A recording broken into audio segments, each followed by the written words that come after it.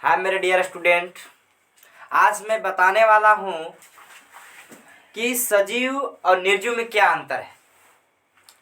जैसा कि हम सजीव हैं और ये मार्कर निर्जीव है। आखिरकार इसमें ऐसा क्या है कि निर्जीव है और हमें ऐसा क्या है कि हम सजीव कहलाते हैं। आज इस वीडियो के माध्यम से आप लोग को बताते हैं कि सजीव और निर्जीव में मुख्य अंतर क्या होते हैं, यानी मुख्य अंतर। तो सजीव में कोशिकीय संरचना होती है। सजीव में क्या होता है? कोशिकीय संरचना। कोशिकीय संरचना होता है। कोशिकीय संरचना कहने का मतलब कि सजीव कोशिका से मिलकर बना होता है। सजीवों में कोशिका का मिलकर, सजीव जो है वो कोशिका से मिलकर बना होता है, इसलिए हम कह सकते हैं कि सजीवों में कोशिकीय संरचना होती है, जबकि निर्जीव में यह नहीं होती है। पर ये कोशिका क्या होता है? तो सजीव की संरचनात्मक एवं क्रियात्मक इकाई को कोशिका कहा जाता है। संरचनात्मक मतलब संरचना बनाने वाले। हम सजीव हैं तो हमारा एक विशेष संरचना है कि नहीं। और क्रियात्मक का मतलब होता है कि क्रिया करने वाले, हमारे शरीर, हम क्रिया कर रहे हैं, काम कर रहे हैं कि नहीं। तो सजीव की संरचनात्मक एवं क्रियात्मक इकाई को कोशिका कहा जाता है। अथवा आप बोल सकते हैं कि सजीव की सबसे छोटी इकाई को कोशिका कहा जाता है। जैसे हम सजीव, हमारा जो सबसे छोटी इकाई होगा उसको भी हम कोशिका कह सकते हैं, जिसे नंगे आंखों से नहीं देखा जाता है। इस धरती पर कुछ ऐसे कोशिका है जिसे हम नंगे आंखों से देख सकते हैं, कुछ ऐसे कोशिका है जिसे हम नंगे आंखों से नहीं देख सकते हैं। उसको देखने के लिए विशेष प्रकार के सूक्ष्मदर्शी का प्रयोग किया जाता है। एक मशीन है सूक्ष्मदर्शी, बहुत सारे ऐसी मशीन है जिसके माध्यम से हम एक कोशिकीय जीव को देखते हैं। पर कुछ ऐसे कोशिका है जिन्हें हम नंगे आंखों से देख सकते हैं। जैसे आप जानते हैं कि इस धरती की सबसे बड़ी कोशिका है वो शुतुरमुर्ग का अंडा है। हम शुतुरमुर्ग का अंडा को नहीं देख लेते हैं, सभी हम लोग देख लेते हैं नंगे आंखों से, यानी खुली आंखों से सब देख लेते हैं कि नहीं। तो शुतुरमुर्ग को अंडा को देख लिए तो हम कह सकते हैं कि कुछ ऐसे कोशिका है जिसे नंगे आंखों से देख सकते हैं, और कुछ ऐसे कोशिका है जिसे हम नंगे आंखों से नहीं देख सकते हैं।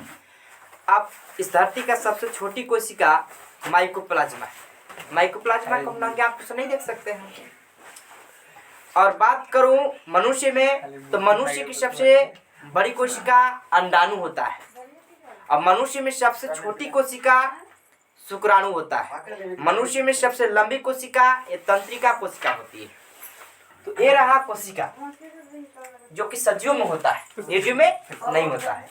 दूसरा अंतर के रूप में हम लोग देखेंगे कि इसमें जीव द्रव्य होता है। पर ये जीव द्रव्य होता है सजीव में, लेकिन निर्जीव में नहीं होता है। लेकिन जीव द्रव्य होता क्या है ये जानना जरूरी है। जीव द्रव्य होता क्या है वो हम आप लोग को बताते हैं। जैसे सपोज दैट आप एक कोशिका ले लीजिए। एक कोशिका है तो इसमें केंद्रक तो होगा, क्योंकि कोशिका है तो केंद्रक तो होगा ही ना। इसको हम लोग केंद्रक कहेंगे। और केंद्रक के चारों तरफ हम लोग जानते हैं कि कोशिका के बहुत सारे भाग होते हैं कोशिका द्रव्य में, यानी बीच में कोची है कोशिका द्रव्य, और जो परला पार्ट है उसको कोची कहते हैं प्लाज्मा झिल्ली। और हम लोग जानते हैं कि प्लाज्मा झिल्ली, केंद्रक और कोशिका द्रव्य जब तीनों एक साथ मिलती है तो जीव द्रव्य का निर्माण होता है। यानी प्लाज्मा झिल्ली, केंद्रक और कोशिका द्रव्य एक साथ मिलेगी तो जीव का निर्माण होगा। कोची का निर्माण होगा? जीव का। तो कभी से भी सवाल आती है कि जीव द्रव्य कोशिका द्रव्य का भाग है कि कोशिका द्रव्य जीव द्रव्य का भाग है। तो कोशिका द्रव्य जीव द्रव्य का भाग है, जीव द्रव्य कोशिका द्रव्य का भाग नहीं है, क्योंकि जीव द्रव्य तो वह द्रव्य है जिसमें जीवन होता है।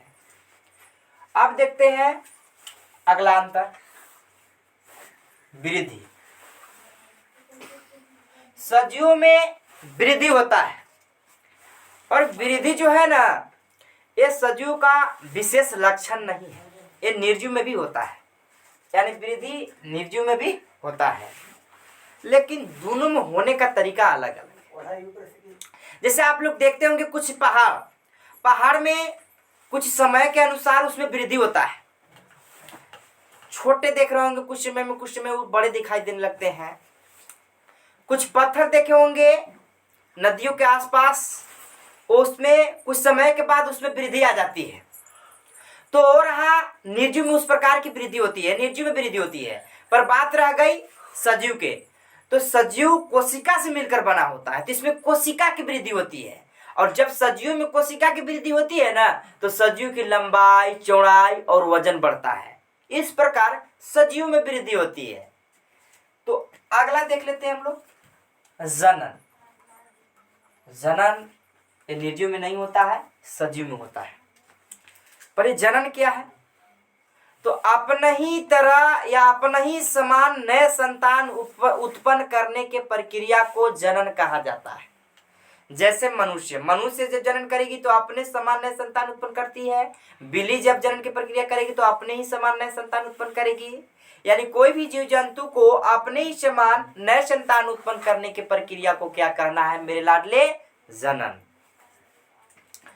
पर ये जनन जरूरी क्यों है? जनन नहीं होगा तो क्या दिक्कत है?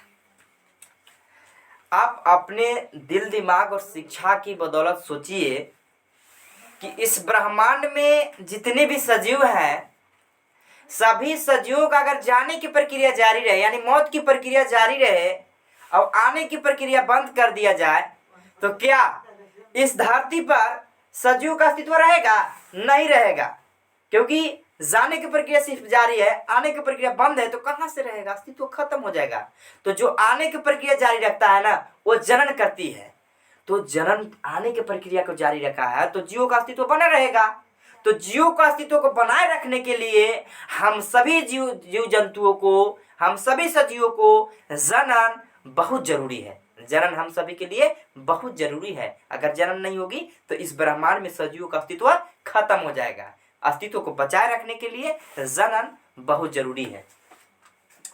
अगला अंतर के रूप में हम लोग देखेंगे कि सजीवों में जैव रासायनिक अभिक्रिया होती है। जैव रासायनिक अभिक्रिया होती है।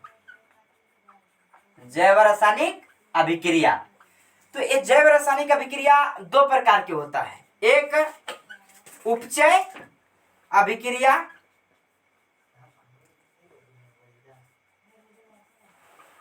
अब एक होता है अपचय।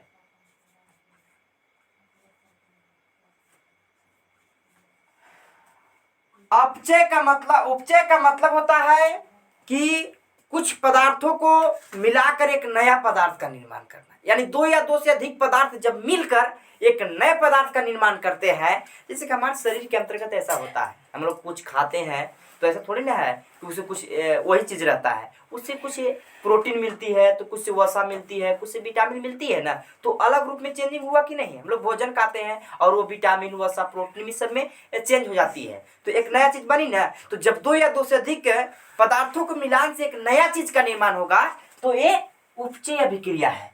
और अपचय का मतलब होता है कि टूटना। जब दो या दो से अधिक पदार्थ टूटता है ना, तो उस प्रक्रिया को अपचय अभिक्रिया कहना है। जैसे हम लोग जानते हैं कि पेड़ पौधा प्रकाश संश्लेषण के माध्यम से अपना भोजन बनाता है, तो इस अभिक्रिया में जो सूत्र होता है ना, उसके माध्यम से हम लोग पता करते हैं कि अपचय कहाँ हो रही है और उपचय कहाँ हो रही है। जैसे देखिए, सूर्य जो पेड़ पौधा है वो कार्बन डाइऑक्साइड यानी 6CO2 12H2O, कार्बन डाइऑक्साइड, जल और सूर्य की प्रकाश और क्लोरोफिल, सूर्य की प्रकाश, क्लोरोफिल, जब इतना चीज मिलती है, कार्बन डाइऑक्साइड, जल, सूर्य के प्रकाश और क्लोरोफिल की उपस्थिति में पेड़ पौधा बनाता है C6H12O6, 6O2 6H2O। यानी ग्लूकोज बनाया, C6H12O6 कुछ हो गया ग्लूकोज, यानी दूसरा नाम कार्बोहाइड्रेट। अब इसका ग्लूकोज भी नाम है, ग्लूकोज का ये है, कार्बोहाइड्रेट का ये नया चीज मिला कि नहीं। तो ये जो नया चीज मिला ये आपका उपचय रहा, यही आपका उपचय रहा है। अब ये जो टूटा हुआ भाग दिखाई दे रहा है ये अपचय रहा। तो बस मैं इस वीडियो को यहीं तक रोकता हूँ। जय हिंद, जय भारत।